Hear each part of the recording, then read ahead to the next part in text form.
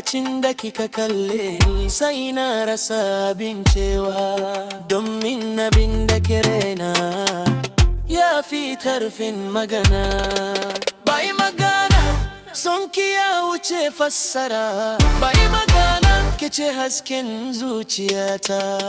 Kuna ta ya ina bayani, ba zan iya bayyana ba yadda nake son ki bai mana.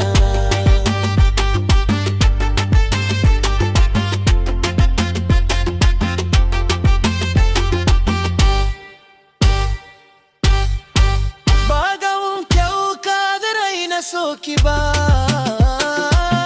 na so ki saboda halinki, kin cika zuciyata da farin ciki, kin zama mafarkin rayuwata.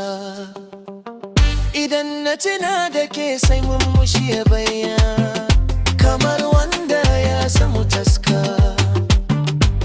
cikin rayuwarsa. Bai magana son ki ya wuce fassara, bai magana ke ce hasken zuciyata. Kuna taya ina bayani, ba zan iya bayyana ba yadda son ki bai magana.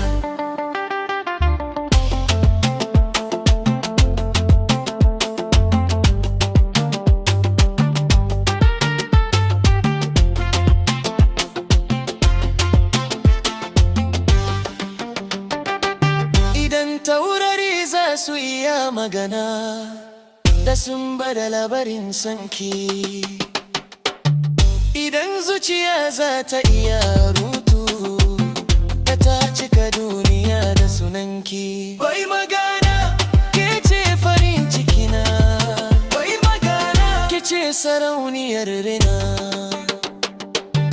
Daga yau har abada ni da ke bai magana.